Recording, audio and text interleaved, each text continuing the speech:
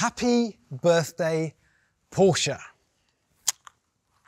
Now, 2023 is a massive year for Porsche. It's 60 years of the 911. It is also 75 years since the Porsche 356 #1 Roadster was the first ever car to wear the Porsche badge. So 75 years of Porsche, there's the logo over there, is also 75 years of the 356. So this thing is Porsche's birthday present to itself. It's called the Vision 357. 357 is a number that Porsche's never used on any of its models in the past, by the way, and it's an idea, a vision, a design exercise of what a 356 could and would look like if it existed today. If Ferry Porsche was still alive, his ultimate vision of a sports car might well look something like this. So, what is it? Are we looking at another low-volume production special from Porsche, a bit like the GT4 RS based 935 homage track car it released 5 years ago on its 70th birthday? Well, Michael Mauer, Porsche's design boss, says no. This is just the design department flexing their creativity, having fun with no legal or financial constraints, simply exploring what the brand could be, which is why from sketch to this model has taken less than a year. In fact, Mauer did tell us that it's not totally impossible that some of the design elements on this car could make it to production further down the line, specifically the headlights and the taillights. So these are cool, take a look at these. The shape of them is round because that echoes the round headlights you get on the 356, but they're split into 4 sections because Porsche's current light signature is the 4-block design, but then these are unlike any lights I've ever seen before. It's just perforations in the bodywork with what I can only assume is a very bright LED shining from behind. Right, let's have a walk around, shall we, and point out the most interesting bits. By the way, we've got a 356 SL from 1951 over there as a reference point. That's one of the super light coupes designed for racing with just 45 brake horsepower from its 4-cylinder engine, but it weighs a mere 635 kilograms. Whereas this is based on the Cayman GT4 RS, a fantastic place to start for any concept car in my book, which means it probably weighs well over twice as much as the 356 SL, but it has over 10 times the power, which is a fair trade-off, I reckon. Let's look at the bits then. So starting off here at the front, now I don't think aerodynamics was the primary concern with this car when you see how slippery the rear end was, but nonetheless, they put in a big front splitter here, supported by these threaded rods. Very motorsport indeed. We talked about the headlights. These bonnet catches, quick release catches are quite interesting. If you look at the 356, that's got leather straps holding the bonnet down. Here, much more modern quick release catches. And then we get to the wheels.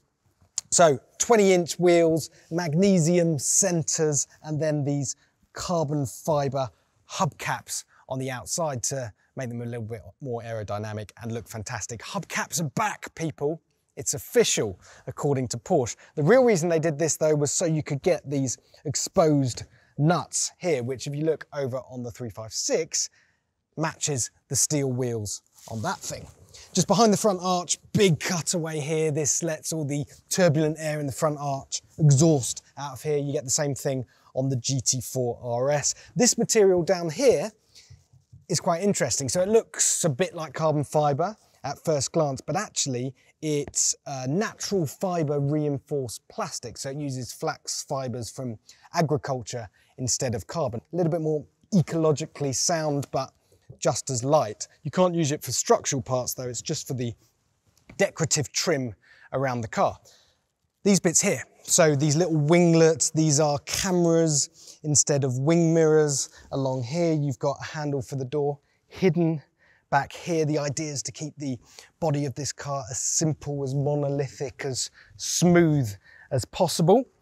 Down here, another air intake. So this is to draw in air to cool the rear brakes. And you'll notice there's a little sticker down here, a little tongue-in-cheek sticker of a dinosaur. Now that's Porsche poking fun at themselves because this is a car that runs on dinosaur juice, on petrol. A little bit apologetic, if you ask me. I don't think you need to make excuses for doing a combustion engined concept car in this day and age, but I don't know, what do I know? Perhaps you do.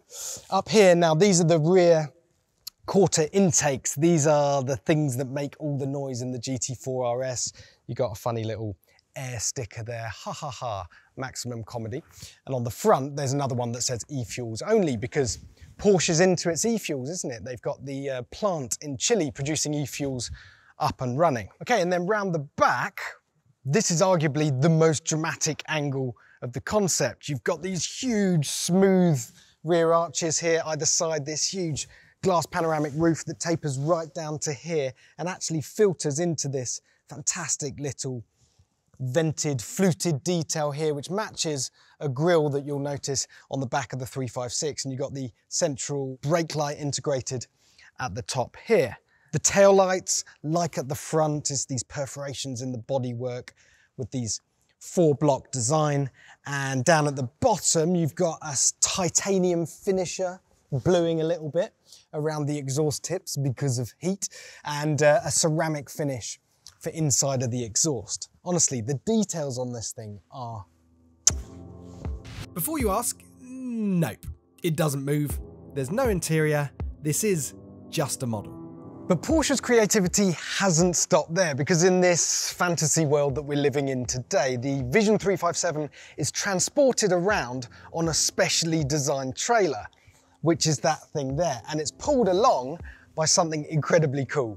It's this, the Porsche Renndienst concept. Now, if it's familiar, that's because they first showed this concept to us in that gorgeous coffee table book they released in 2020 called Unseen, which was all the concepts and ideas and models that Porsche had made behind closed doors over the year. So this one was built and designed around 2018, but the world only saw it in 2020, and it is an MPV, a van, a people carrier with a Porsche badge on the front.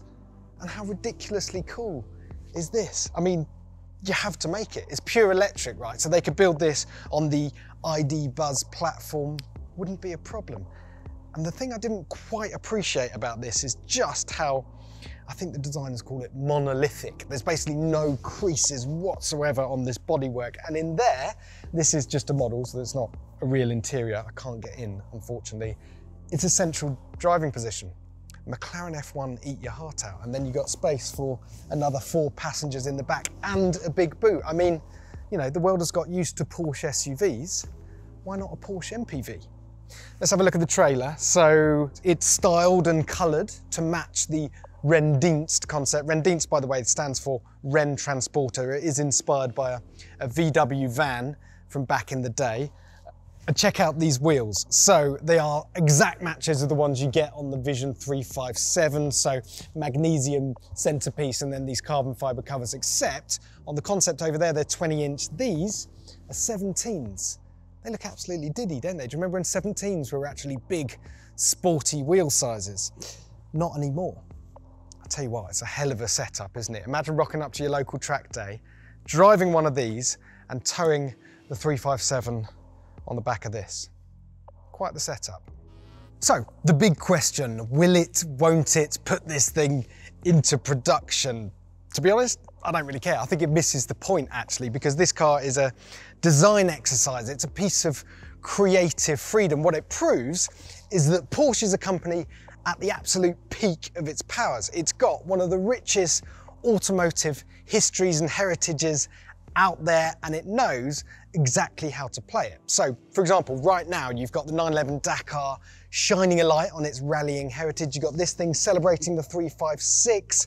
You've got Porsche's return to the top flight of Le Mans racing in Le Mans' centenary year.